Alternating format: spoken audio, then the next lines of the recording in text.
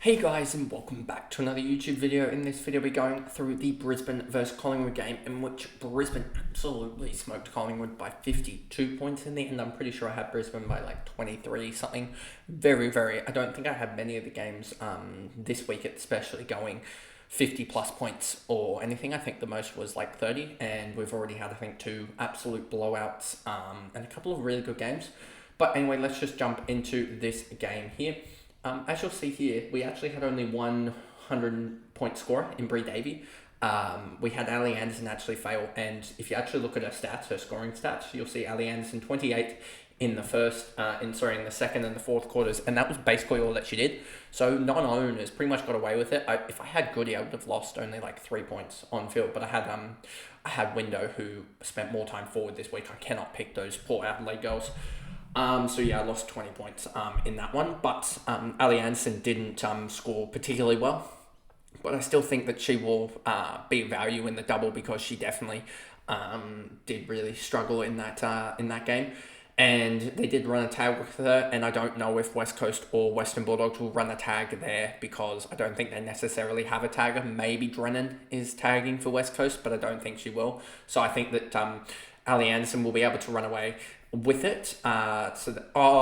Who was tagging for? They'll put Sonny Baker on her, but I think Sonny Baker won't be able to really do much for Anderson's sake compared to the likes of she was able to stop to a certain degree, Ellie Blackburn.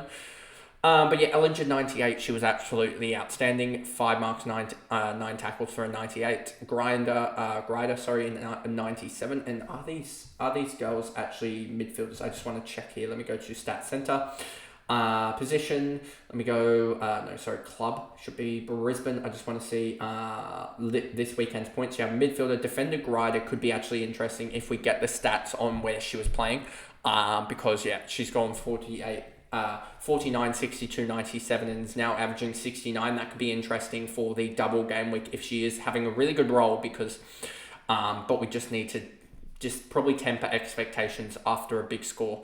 Conway 91, Ali Anson 77, Dawes 77, injured as well potentially. Smith 76, she was absolutely outstanding as a key forward, but we don't touch key forwards. As you see with, I think, Anya Tai, when we get to her, Brennan went off. So you just see the fluctuation in big key forwards and their scoring. Hickey, 65. Hooder with a 63. She had 8 tackles. And I just don't think... The problem with Hooder at the moment, and I'm going to say this very, very it probably won't make much sense, but she's just not value, even though she's putting up 60 scores. If we look at it here, she put up a 63 here from Hooder. She's gone 56, 43, 63. She's gone about her value, but she's just so up and down, one. And two, she is... there are other girls that are priced at like 500k or something like that in Huntington that are going roughly around the same amount, like average-wise, that you can just pick up for a lot cheaper, like 100k cheaper or so, and 140k cheaper, I think, for Huntington, and you get pretty much the same value. Savak, O'Dwyer, and like even Gabby O'Sullivan, who went, I think, 67, which we'll get to. O'Dwyer 60, that game will be on the Monday, so you'll see that a bit later, even though I record it right after. Bolts 59, Savak, Hartle with a 48. This was huge for Cashton, especially after Cleaver went 14, I believe. Watt hasn't played yet. Let's actually just check this quickly here. We can go all clubs, we can go position, ruck, we can go prices, 300k, and we can go this week. Look at this. So you see Hartle is doubled the next closest. Gumac only went 18. Moody only went 15. Cleaver only went 14. So you only really got Watt. Pierce is out for the season, so she will be the probably the ruck that we go to when we upgrade both Hartle and O'Dowd. Pierce is probably going to be the ruck that I go to. Just to give me a red dot, given that she's out long term. And you've only got really Feidler or Vukic. I don't really expect to do much as a key forward against Adelaide. So you got really Hartle's the only one that's dominated out of that. And she makes, if I go by stats by Jaden here quickly, I'm pretty sure if we go to break even, Hartle here, and I just want to show you this. So she will make, I would hazard a guess, about 3/4 of the way to the 89, 23, 3/4 about 18k. So she's going to make probably 82 82, 83k on top of that. So she'll be at 460 odd k and probably have a break even of around about 15 or so. And she's got the double coming up against really poor opposition in West Coast and Western Bulldogs. So she might go 80k, 80k, 80k. Let's just put that out there. That could happen, given that she went up, if we just quickly look at Hartle here, she went up 43k first week. Now she's going to go up 80k, 80k, 80k. So say she makes 240k, even 210k or 220k to get to the 600k. Then you can just dump her to a Pierce 300k. That gets O'Dowd up to a Mimi Strom almost at that point, pretty easily. And you make that upgrade in round 6 or something like that. Even though O'Dowd has the double, you make that upgrade with Mimi Strom going nuts. And then that's the ruck line fixed completely. So yeah, that's what I'm just looking at, and that's why I was really happy with the likes of Hartle's performance, especially because the fact that she had 9 hit outs, she had the 2 and 2, she also missed a shot as well. 56% time on ground is a little bit annoying, but yeah, she was just absolutely outstanding. Cohen, Postlethwaite, Davidson, no one else here. Dakota Davidson just shows more so the forward line. I mean, another key forward had 0 goals, 32 points, just not relevant. Then we go over to Collingwood, and Bree Davey is an interesting one on how we view this one. 110 after a 61, I want to say, in the last round against the Hawks. Could be an interesting pickup. Campbell here, 97. She could be interesting as well, but I believe if I just go to Campbell quickly, if we go to Grace Campbell here, she scored a 97. She's probably going to go up about 140k, 140 and a bit k, so 820, 825, give or take. That's going to be, roughly around that marker, and that's going to be tough to get to for a forward. So will be interesting to see what people do, especially because she was priced at, she was averaging 54 beforehand. So yeah, will just be interesting to see that. Wrong screen. And you can see here, she really just put on a bit in the last quarter.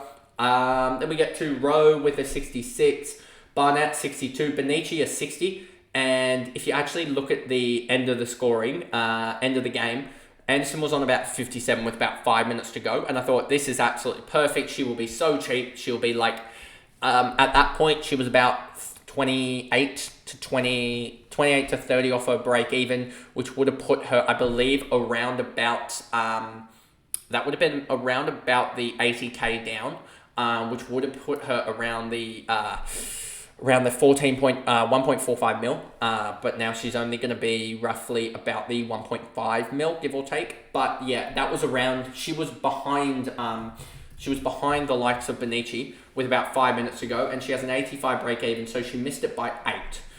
Missing it by 8, she's going to go down roughly about 20k, so she'll be at pretty much 1.5 mil. Which, yeah, she basically made 50k in the last about 5 minutes of the game. Can James, Ramos had a really, really good start. If you look here, you'll see 26, 18, 0, 3. She had a really good start and then just faded massively.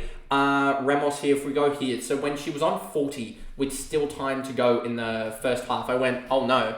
But now she's going to be priced at, I'd hazard a guess, probably about 410, give or take.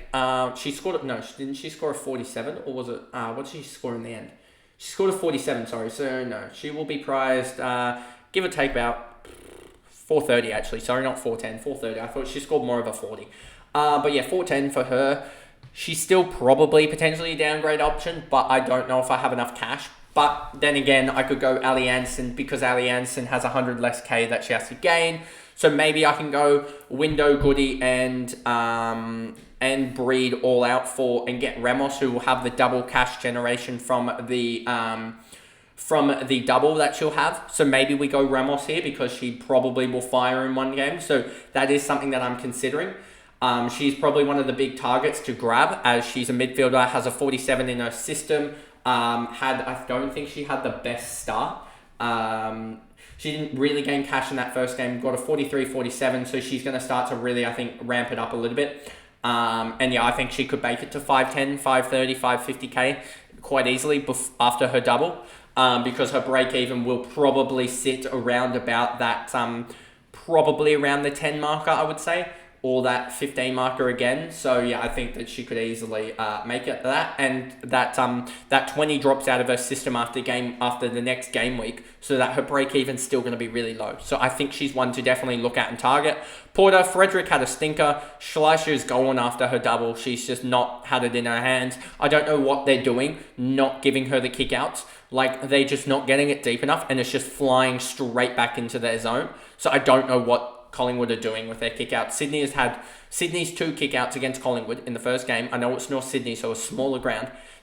Those kick-outs had more probable XG, or expected goals, or expected score, more than Collingwood's, 13 in this game or something? Or 12 in this game? Allen, Blair, Livingston, Sansonetti, Cronin, Atkinson, Brazel, Ivy, Fowler, and Shute. Where is the likes of Allen on a 38 as well, with a Schleicher 39? Just really, really poor. But anyway, that is the video there going through the Collingwood and the Brisbane versus Collingwood game, in which Ali Anderson helped out non-owners a little bit by scoring a little bit lower and making her a little bit more gettable for round 4 in her double against 2 really small, poor oppositions in Western Bulldogs and West Coast Eagles. So yeah, look to grab her then. But anyway, if you did enjoy that video, remember to like and subscribe, turn the notification bell on so you know when I upload, and I'll see you guys in the next one. Bye guys.